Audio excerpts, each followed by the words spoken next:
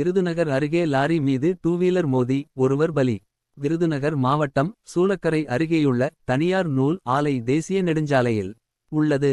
Service ரோட்டில் மருளுத்திலிருந்து டூவீலரில் சூலக்கரை வந்து கொண்டிருந்த ஆறுமுகம் என்பவர் நின்று கொண்டிருந்த லாரி மீது மோதியதில் உயிரிழந்தார். இது குறித்து தகவல் அறிந்து சென்ற சூலக்கரை போலீசார் அவரது உடலை கைப்பற்றி அரசு மருத்துவமனைக்கு அனுப்பி வைத்தனர். பின்னர் விபத்து குறித்து விசாரணை நடத்தி வருகின்றனர். நியூஸ் 20D செய்திகளுக்காக விருதுநகர் செய்தியாளர் பா. அழகர்சாமி.